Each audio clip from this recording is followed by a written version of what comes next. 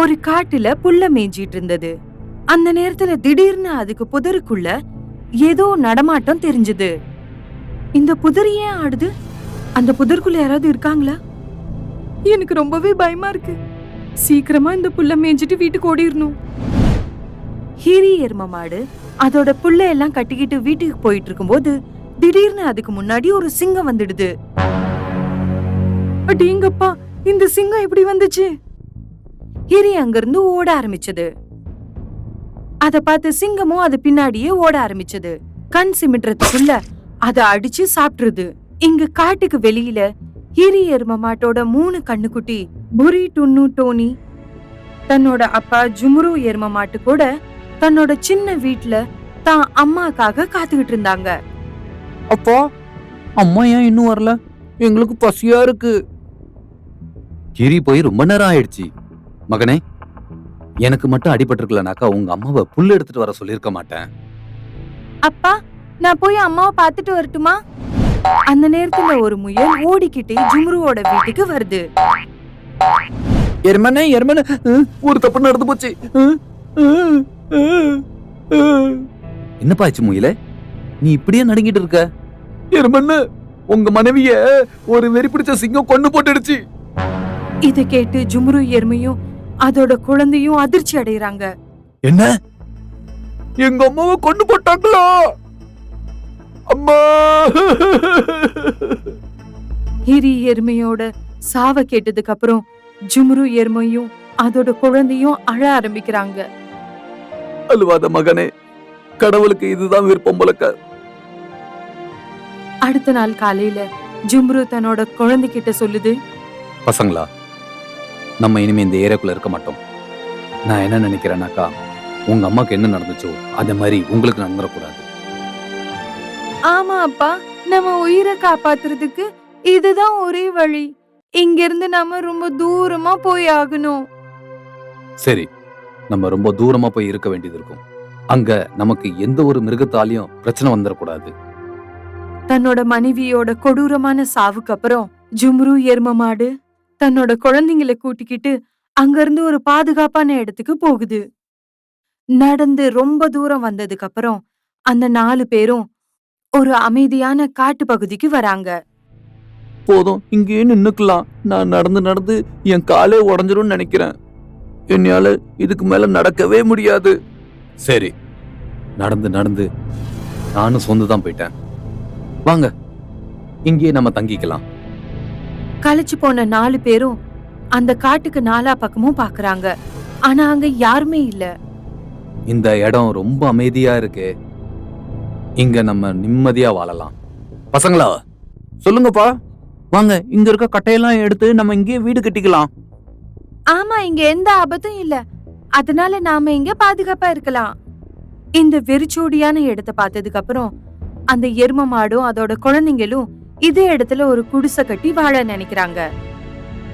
அதே பகுதியில கொஞ்ச தூரத்துல ரொம்பவே கொடூரமான விலங்குகள் எல்லாம் வாழ்ந்துட்டு இருந்தது. ஆனா இந்த விஷயம் அந்த எருமைக்கும் அதோட குழந்தைக்கும் தெரியாது. பாத்துக்கிட்டே இருக்கும்போது சாயந்தரம் ஆயிடுச்சு. அப்பா, அங்க நிறைய புல்லுலாம் இருக்கு.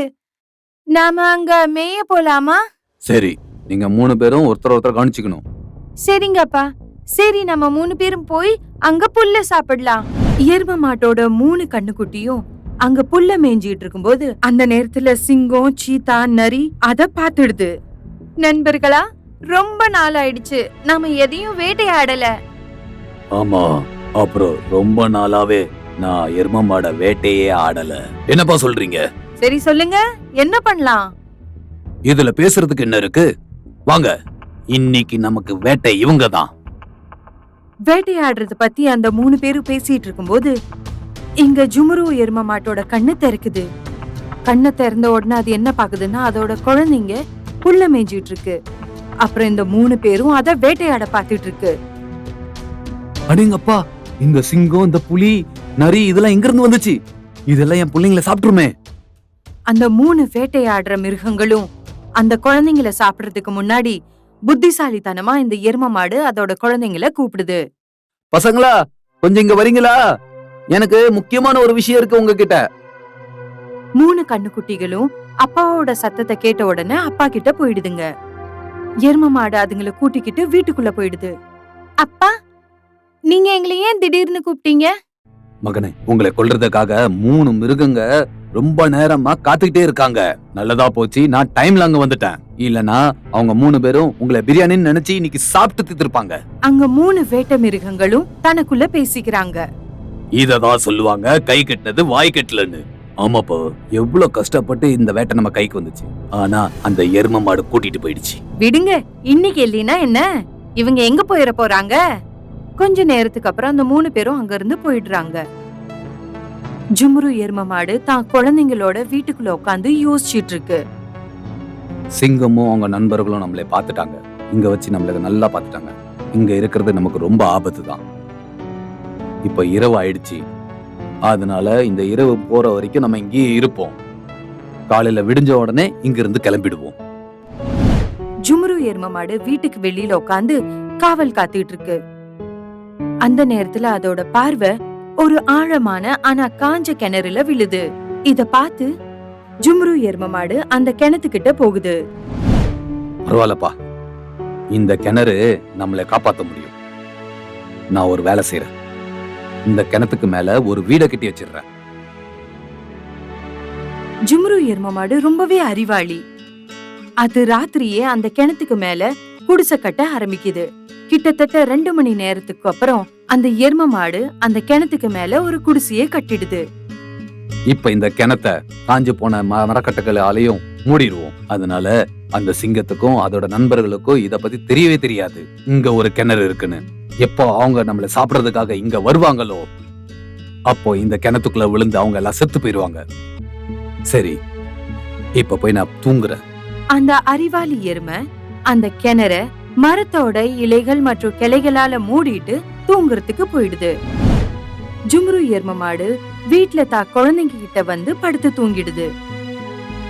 அடுத்த நாள் காலையில அந்த எரும மாடும் கண்ணுக்குட்டிகளும் தூங்கி முழிக்கும் போது அவங்க வீட்டுக்கு முன்னாடி சிங்கம், சீதா மற்றும் நரி 3 பேரும் நின்னுட்டு இருக்கிறத பாக்குதுங்க. அந்த 3 பேரும் ஜும்ருவையும் அதோட குட்டிகளையும் சுற்றிடுச்சு. அடடா, இந்த சிங்கம், சீதா, நரி எங்க இருந்து வந்தது? இந்த 3 பேரும் நம்மள சுற்றி வளைச்சிட்டாங்க. அப்பா, இப்ப நம்ம என்ன செய்யறது? இவங்க 3 பேரும் நம்மள அடிச்சு கொன்னுருவாங்களே. காப்பாத்துக்க, யாராவது எங்களை காப்பாத்துக்க, காப்பாத்துக்க, யாராவது காப்பாத்துக்க. கத்துங்க, இன்னும் எவ்வளவு முடியுமோ கத்துங்க. அதனால எந்த ஒரு பிரோஜனமும் கிடைக்க போறதில்ல. ஏன்னா கூடிய சீக்கிரத்துல நீங்க எல்லாம் எனக்கு இரையாக போறீங்க. இன்னைக்கு நாங்க வயிறு நிறைய சாப்பிட போறோம். ரொம்ப நாள் கழிச்சு நமக்கு வேட்டையாட வாய்ப்பு கிடைச்சிருக்கு. இப்ப உனக்கும் உன்னோட குழந்தைங்களுக்கும் நேரம் வந்துடுச்சு. எரும மாடு, இப்ப உங்க எல்லாரையும் நாங்க பிச்சு பிசைஞ்சு சாப்பிட போறோம். இந்த 3 பேத்தோட பேச்ச கேட்ட உடனே ஜும்ரு எரும மாட்டோட குழந்தைங்க அழ ஆரம்பிச்சிடுச்சுங்க. நான் ஏதாவது ஒண்ணு பண்ணி என்னோட பிள்ளைங்களை காப்பாத்தி ஆகணும். நண்பர்களே வாங்க, இவங்கள அடிச்சு பார்ட்டி செய்யலாம். அந்த 3 விலங்குகளும் வேட்டையாட குழந்தைங்க கிட்ட போகும்போது அப்ப வேகமா எரும மாடு வந்து சொல்லுது, நில்லுப்பா ஷேர் சிங், நீங்க எங்களை அடிச்சு சாப்பிடணும்னு நினைச்சீங்கன்னாக்கா சந்தோஷமா சாப்பிடுங்க. ஆனா எங்களை கொல்றதுக்கு முன்னாடி எங்களோட விஷயத்த ஒண்ணு கேளுங்க. சாக போறனோட கடைசி ஆசையை நிறைவேற்றுறது மனுஷனோட வேலை. பார்க்க போனா நாங்கெல்லாம் மிருகங்கள். நாங்க கண்டிப்பா நீ சொல்றத நாங்க நிறைவேற்றி வைப்போம். சொல்லுப்பா, உன்னோட கடைசி ஆசை என்ன? சாகிறதுக்கு முன்னாடி நாங்க எங்களோட எதிரிகளை கொல்ல நினைக்கிறோம். நீங்க மட்டும் எங்க எதிரிகளை கொன்னீங்கனாக்கா எங்களுக்கு ரொம்ப சந்தோஷமா இருக்கும். கொல்றது எங்களோட வேலை. சொல்லு, யார கொல்லணும்? அங்க எதிரில ஒரு வீடு தெரியுதுல, அங்க 3 மானுங்கள் இருக்காங்க. அவங்கதான் எங்க எதிரிகள். அவங்க எங்களுக்கு ரொம்ப தொல்லை பண்ணிருக்காங்க. எங்களுக்கு என்ன விருப்பம்னாக்கா நீங்க அந்த மானுங்களை கொன்னுருங்க. அதுக்கப்புறம் நீங்க திருப்தியா எங்களை அடிச்சு கொள்ளுங்க.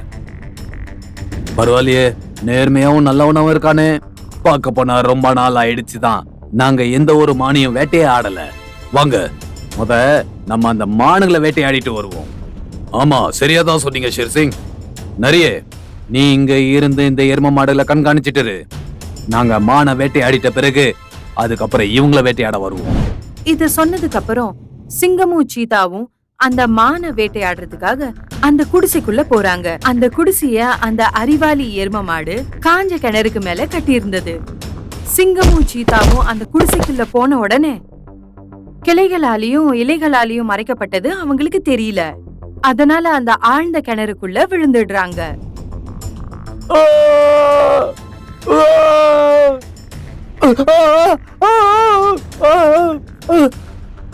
இவ்வளவு ஆழமா விழுந்ததால அவங்க 2 பேரும் வலியால துடிக்கிறாங்க. இது ரொம்ப ஆழமான கிணறு. இதுக்கு அர்த்தம் அந்த எரும மாடு நம்மள முட்டாளா ஆக்கி இந்த கிணத்துக்குள்ள தள்ளி விட்டுடுச்சு. ஆமா, இப்ப இந்த கிணத்துக்குள்ள இருந்து நம்ம எப்படி வெளியே போறது? இந்த கிணறு பார்க்க ரொம்ப ஆழமா இருக்கு. 2 பேரும் தவிக்கிறாங்க. இங்க நரி எரும மாட்டு பக்கத்துல நின்னுட்டு இருக்கு. அட நரி அக்கா, சீக்கிரமா எங்களை அடிச்சு சாப்பிடுங்க. எங்களை கொல்றதுக்கு ஏன் இவ்வளவு நேரம் ஆக்கிட்டு இருக்கீங்க? அங்க உங்க நண்பர்கள் மானை சாப்பிட்டுட்டு இருக்காங்க. நீங்க எங்களை அடிச்சு சாப்பிடலாம்ல, எதுக்கு டைம் வேஸ்ட் பண்ணிட்டு இருக்கீங்க? அட, நான் இது நான் முதல்ல பாக்குறேன். இறையே தன்னை சாப்பிட சொல்லி முதல்ல கேக்குது. அட எரும மாடே, நீ சாகிறதுக்காக ஏன் இவ்வளவு உற்சாகமா இருக்க? இந்த வலி வேதனையோட இருக்கிறதோட செத்து போயிடலாம். சொல்ல போனா இன்னைக்கு இல்லைன்னா நாளைக்கு நம்ம சாகதானே போறோம். சரியாதான் சொன்ன. ஒரு நாள் நாம எல்லாரும் சாகதான் போறோம். ஆனா சாகிறதுக்காக இவ்வளவு ஆவலா யாரு இருப்பா? இது என்னால புரிஞ்சுக்கவே முடியலையே. இப்ப நான் என்னதான் சொல்றது உங்ககிட்ட? அது என்னன்னா, எனக்கும் என் பிள்ளைங்களுக்கும் ரொம்ப பயங்கரமான ஒரு நோய் அட்டாக் பண்ணிருக்கு. அந்த நோய் கொன்னா என்ன, நீங்க கொன்னா என்ன, ஒரு பிரச்சனையும் இல்ல. அதனாலதான் சாவ கண்டு எங்களுக்கு பயம் இல்ல. என்ன, உங்க எல்லாருக்கும் கொடிய வியாதி இருக்கா? அதுக்கப்புறம் நரி மனசுக்குள்ள யோசிக்க ஆரம்பிச்சது. இவங்கள சாப்பிட்டு எனக்கும் இவங்களோட வியாதி தொத்திக்க போகுது. வேண்டாப்பா, நான் இதுங்களை சாப்பிட மாட்டேன். நானும் அந்த மானுங்களை சாப்பிட அதுங்கிட்டயே போயிடுறேன். மான வேட்டையாடுறதுக்காக நரி அங்கிருந்து கிளம்பி நேரா அந்த குடிசைக்குள்ள போகுது. ஆனா உள்ள போன உடனே அதுவும் கிணத்துக்குள்ள சிங்கம் மற்றும் சீதாக்கு பக்கத்துல போய் விழுது. அறிவாளி எரும மாடு தன்னோட அறிவை பயன்படுத்தி தன்னோட குடும்பத்தை காப்பாத்திடுச்சு. பசங்களே, இங்க இருக்கிறது ரொம்ப ஆபத்து. வாங்க, இங்க இருந்து சீக்கிரமா கிளம்புவோம். நம்ம வேற ஏதாவது ஒரு கிராமத்துக்கு போயிருவோம். அப்பா, நாம இந்த காட்டை விட்டு போய் ஆகணுமா? நம்ம கிராமத்துல வாழ்ற மிருகங்கள் இந்த மாதிரி காடுல வந்து நம்ம வாழ்றது ரொம்ப கஷ்டம்தான்ப்பா. ஆனா அங்க மனுஷங்க வாழ்றாங்களே. ஆனா அவங்களும் நம்மள சாகடிக்க கசாப்பு கடைக்காரருக்கு வித்துருவாங்களே. பசங்களே, நம்பிக்கையா இருங்க. நான் உங்களை அந்த கசாய் கிட்ட இருந்து காப்பாத்தி தருவேன். 3 கண்ணுக்குட்டிங்களும் அந்த அறிவாளி எரும மாட்டு சொன்ன பேச்ச கேட்டு ராம்பூர்ங்கிற ஊருக்குள்ள ஒரு விவசாயியோட வீட்டுக்குள்ள போய் வாழ ஆரம்பிக்கிறாங்க. அதுக்கப்புறம் சந்தோஷமா அவங்களோட வாழ்க்கைய வாழ்றாங்க.